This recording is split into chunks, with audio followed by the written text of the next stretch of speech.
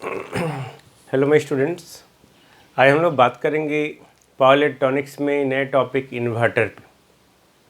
Inverter that is also the converter that is the DC to AC converter. All of you know, introductory हम लोग बात कर चुके हैं। देन इन्वर्टर इन्वर्ट करने वाला, ओके जो भी आ रहा है उसको इन्वर्ट कर दिए। Inverter is defined as a converter और a device which converts fixed DC into its equivalent AC at desired output and frequency। जो भी आपका डिजायर्डनेस है, जो भी हम लोग का डिजायर्डनेस है आउटपुट लेने का, या जिस फ्रीक्वेंसी पे आउटपुट आना चाहिए, उस फ्रीक्वेंसी और उस आउटपुट के कोरस्पॉन्डिंग अगर हम लोग फिक्स्ड DC वोल्टेज को AC में बदल लेते हैं जिस डिवाइस के द्वारा, डैट इज़ कॉल्ड इन्वर्टर, है ना। Then inverter convert the DC power into AC power at required voltage and frequency। जो भी वोल्टेज के रिक्वायरमेंट है, फ्रीक्वेंसी है, उसी वोल्टेज फ्रीक्वेंसी पे कन्वर्ट करता है AC को। कौन? इन्वर्टर। क्या कन्वर्ट करता है? DC, है ना। Now in an inverter DC supply, of course एक इन्वर्टर है, ओके, तो इन्वर्टर में हम लोग DC सप्लाई देंगे, ओके, ये DC जो AC में बदलेगा इसको। तो ये जो DC सप्लाई है, तो DC सप्लाई हम लोग किसके द्वारा देंगे? ऑफ कोर्स हम लोग DC सप्लाई में हमारा एक हो गया बैटरी, ओके, दूसरा हो गया फ्यूल सेल। फ्यूल सेल के द्वारा भी हम लोग DC सप्लाई देते हैं। MHD, ओके, ये सब प्योर DC है, fixed, okay. MHD magneto hydrodynamic, MHD generator, MHD generator, photovoltaic array, ये सब जो हमारा है प्योर DC बिल्डअप करता है, फोटोवोल्टेइक एरे। और through rotating alternator via rectifier, तो अल्टरनेटर से तो हमारा AC आ गया और रेक्टिफायर के थ्रू हम लोग AC से DC बदल लेते हैं, बट वो प्योर DC नहीं आता है ना। लेकिन हम लोग ये सारा जो है बैटरी हो गया, MHD हो गया, फोटोवोल्टेइक एरे हो गया, फ्यूल सेल हो गया, ये सब के द्वारा जो है हम लोग क्या प्राप्त कर सकते हैं? प्योर DC, और उसके द्वारा हम लोग सप्लाई देते हैं और इसी DC को ये क्या करता है? इनटू इट्स इक्विवेलेंट AC में बदलता है at required voltage and frequency. Okay, inverter have some important industrial application, okay, like the adjustable speed AC drive, induction heating, UPS uninterruptible power supply, computer के लिए UPS हम लोग लगाते हैं, HVDC transmission line, ये सब जगह जो है इन्वर्टर का इंडस्ट्रियल एप्लीकेशन। ओके, तो हम लोग इन्वर्टर का इंट्रोडक्टरी के तौर पे बात की। अब अगर हम लोग इसके क्लासिफिकेशन पे बात करते हैं, ओके, तो हम लोग इसको इन्वर्टर को क्लासीफाई करते हैं on the different basis. Different basis में क्या है? On the basis of phase, phase के अकॉर्डिंग जो है, अगर हम लोग फेज पे बात करें तो फेज के according single phase and 3 phase inverter on the basis of phase. On the basis of source of supply अगर हम लोग बात करें, ओके, सप्लाई का जो सोर्स है उसके अकॉर्डिंग बात करें तो वोल्टेज सोर्स इन्वर्टर और voltage fed inverter. Second, current source inverter और current fed inverter. Got it. तो ये हमारा हो गया on the basis of source of supply. Okay, अगर हम लोग on the basis of commutation बात करें कि थाइस्टर को हम लोग किस तरह से कम्यूटेट कर रहे हैं, ओके, और किस तरह से हम लोग सेमीकंडक्टर डिवाइस को हम लोग यूज़ कर रहे हैं, तो उसके अकॉर्डिंग हम लोग के पास जो है 3 तरह का इन्वर्टर है। इसमें से हमारा फर्स्ट जो है वो है bridge inverter, bridge first, second series inverter, third parallel inverter, है ना। तो ये 3 तरह का इन्वर्टर हो गया, that is the classification, bridge, series and parallel. On the basis of method of communication अगर बात करें हम लोग कि कम्युनिकेशन हम लोग किस मेथड से यूज़ कर रहे हैं इन्वर्टर इन्वर्टर में, देन उसके अकॉर्डिंग जो है हमारे पास दो तरह का थायरिस्टर है। Of course line commutated, sorry inverter है लाइन कम्यूटेटेड इन्वर्टर। दूसरा हो गया force commutated inverter, this one. Okay, तो single phase, three phase definition यहाँ पे बस सिंगल फेज सप्लाई देते हैं, थ्री फेज सप्लाई देते हैं। ब्रिज, सीरीज, पैरेलल हम लोग देखेंगे क्या इन्वर्टर होता है। लॉन्ग कम्यूटेटेड इन्वर्टर में जो हम लोग थायरिस्टर इस्तेमाल करेंगे वो लॉन्ग कम्यूटेशन यूज़ करते हैं, और फोर्स कम्यूटेटेड में जो थायरिस्टर यूटिलाइज करेंगे उसको फोर्सली कहीं भी हम लोग ऑफ कर सकते हैं, कम्यूटेट कर सकते हैं। तो बारी आया वोल्टेज सोर्स इन्वर्टर और करंट सोर्स इन्वर्टर का। Then what is voltage source inverter. तो अगर हम लोग वोल्टेज सोर्स इन्वर्टर के बारे में बात करें, then it is defined as an inverter. ये एक इन्वर्टर है in which a powerful DC voltage source is given और applied at its input terminals. ये है वोल्टेज सोर्स, मतलब सोर्स के रूप में वोल्टेज होना चाहिए, that is the powerful DC voltage source. तो पावरफुल डीसी वोल्टेज सोर्स कहने का मतलब क्या है कि अगर हम लोग वोल्टेज सोर्स का बात करते हैं, then they must have low series impedance, low impedance, internal impedance, very small impedance. तो पावरफुल करने मतलब कि उसका वेरी स्मॉल इम्पीडेंस होना चाहिए, that is the voltage source inverter. ठीक उसी तरह हम लोग अगर करंट सोर्स इन्वर्टर को डिफाइन करना चाहें, then it is defined as an inverter in which a powerful current source is applied at its input terminals. यानी कि इनपुट टर्मिनल में लोग पावरफुल करंट सोर्स हम लोग अप्लाई करते हैं। तो पावरफुल करने का मतलब क्या है कि यहाँ पे जो करंट सोर्स होगा that is adjustable and it have high impedance, very high impedance. Okay, आपको याद होगा सोर्स ट्रांसफॉर्मेशन में, ओके ये इंटरनल, ओके इसको हम लोग कन्वर्ट करते हैं ये पैरेलल में। तो वोल्टेज सोर्स में लो इम्पीडेंस क्यों? क्योंकि उसके क्रॉस ड्रॉप ना हो सके, ज़्यादा हम लोग वोल्टेज दे सके। करंट सोर्स में पैरेलल में होता है हमारा इंटरनल इम्पीडेंस, ये हाई क्यों? क्योंकि इसके थ्रू कम से कम करंट जा सके। तो ये अंडरस्टैंडेबल पॉइंट है इलेक्ट्रिकल इंजीनियरिंग स्टूडेंट के लिए। ऑलवेज कहीं भी वोल्टेज सोर्स का बात करेंगे they must have low impedance, and कहीं भी करंट सोर्स का बात करें तो then they must have high impedance, है ना। तो अब हम लोग यहाँ पे ब्रिज इन्वर्टर, सीरीज और पैरेलल इन्वर्टर बात करेंगे। तो उसके बाद हम लोग सबसे पहले single phase half bridge inverter का बात करते हैं। जस्ट सी फिगर बनाते हैं।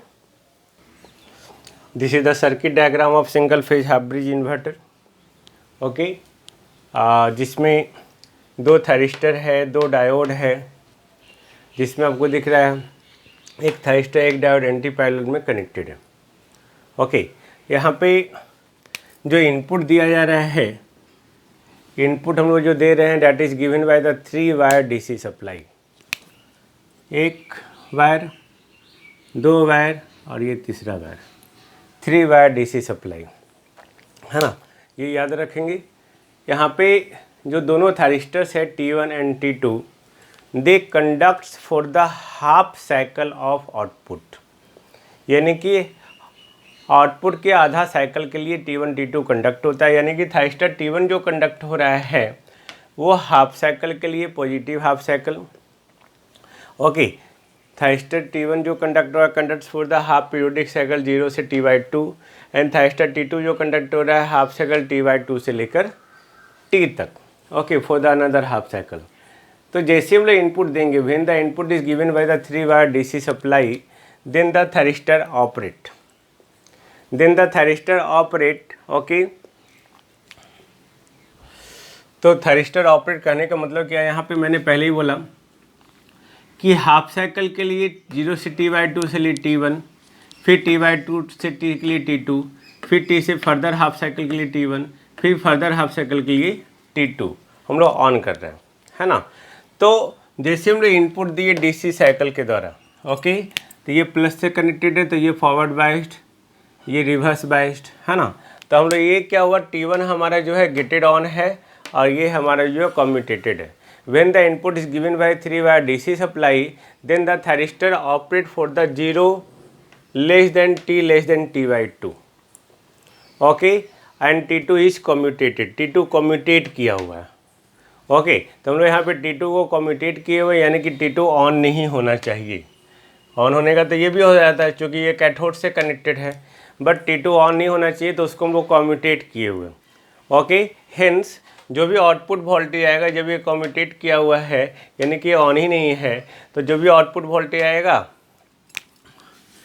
Vs/2, है ना, ये ऑन हो गया, तो ये ऑन हो गया, तो ये हमारा जो है दिस वन, तो minus Vs plus V0 equal to 0, minus Vs/2 plus V0 equal to 0, यानी कि V0 equal to what, Vs/2।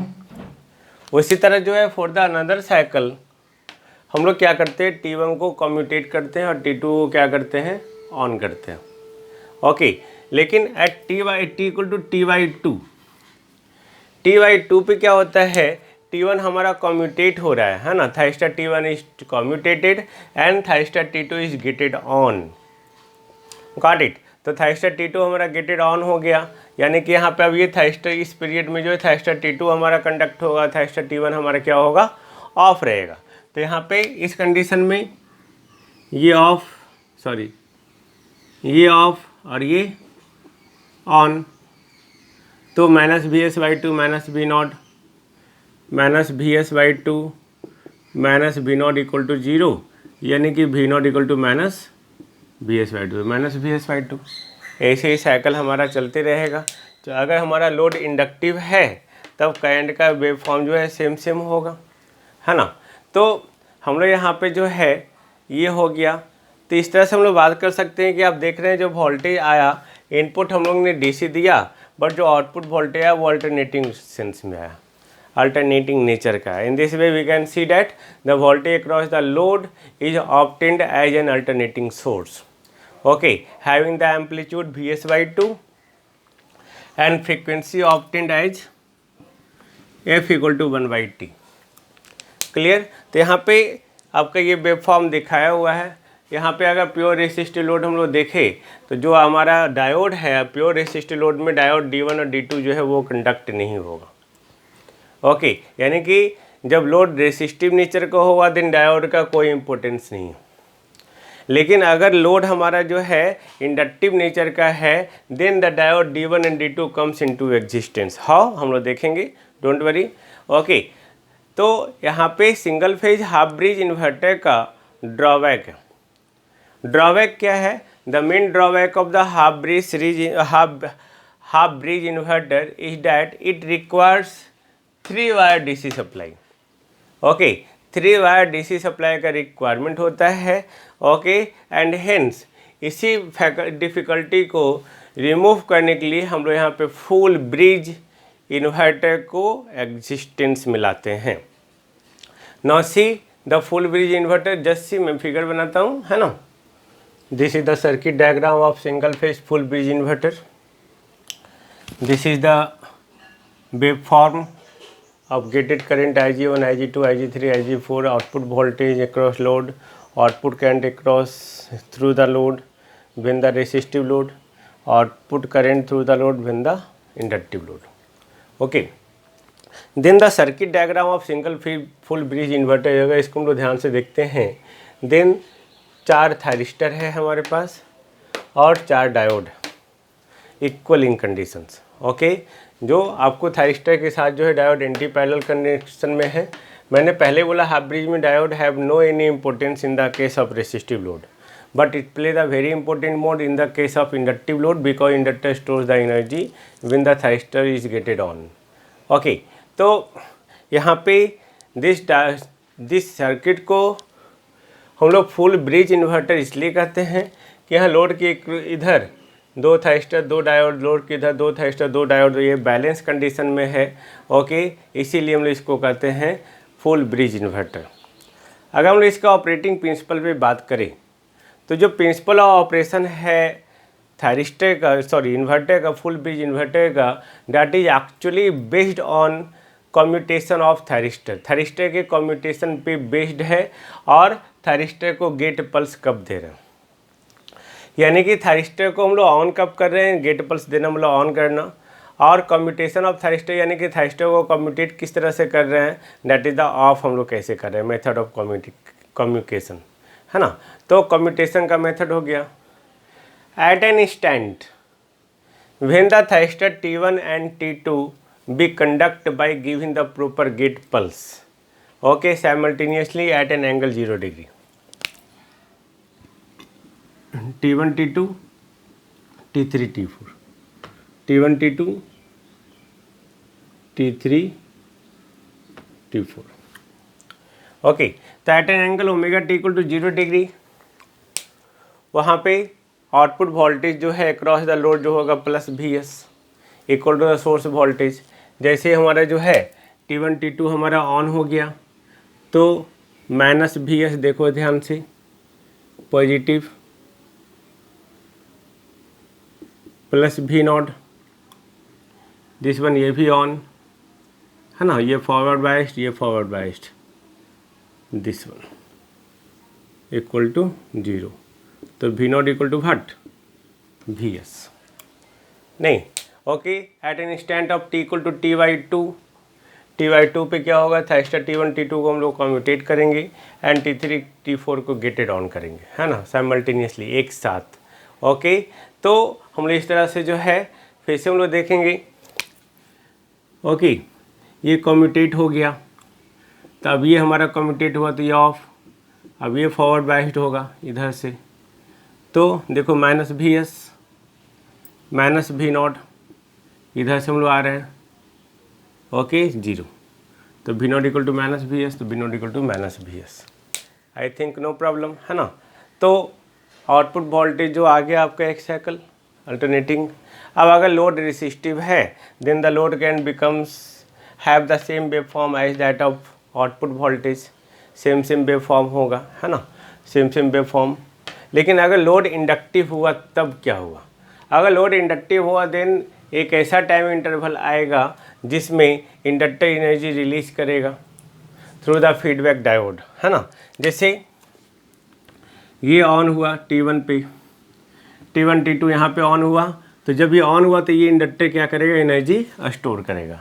Eight an instant of T equal to T/2 ये क्या हो रहा है, कम्यूटेट हो रहा है, ये क्या हो रहा है, ऑन हो रहा है। ऑन होने में जितना देर टाइम लगेगा उस समय तक करंट हमारा जो है डिक्रीज होगा through the diode D3 and D4,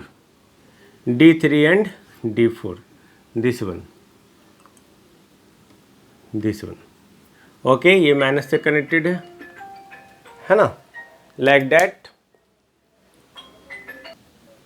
तो यहाँ पे T2 पे T1 T2 कम्यूटेट हो रहा है D3 D4 के थ्रू, एनर्जी ये रिलीज करेगा। रिलीज करते करते जैसे ही 0 हुआ तो T3 T4 कंडक्ट होना शुरू होगा, तो कंडक्ट हो गया। अब यहाँ पे इस इंस्टेंट पे T3 T4 हम लोग क्या करते हैं, कम्यूटेट करते हैं, तो कम्यूटेट करते फिर से करंट हमारा जो है डिक्रीज होगा in the reverse order through the diode D1 and D2, okay. फिर यहाँ पे जो है जब तक ये ऑन हो रहा है तब तक ये करंट का वैल्यू जैसे 0 हुआ ये ऑन हो गया उस समय तक, ओके। फिर ये कंडक्ट होगा T1 T2, इस तरह से ये कंटिन्यू होगा, ओके। तो यहाँ पे जो फ्रीक्वेंसी आ रहा है, ओके, जो ये फ्रीक्वेंसी ऑब्टेंड हो रहा है, okay, from the inverter that may be obtained by changing the time period को चेंज करके हम लोग ये कर सकते हैं। तो ये हाफ ब्रिज इन्वर्टर हो गया और फुल ब्रिज इन्वर्टर हो गया। अगर हम लोग डिफरेंस बात करें, है ना, ओके, डिफरेंस बात करें, यहाँ पे जो कंसेप्ट है ना, ये कंसेप्ट, ये सारा चॉपर का ही कंसेप्ट है, इसलिए यहाँ पे ज़्यादा फोकस नहीं कर रहे हैं, है ना।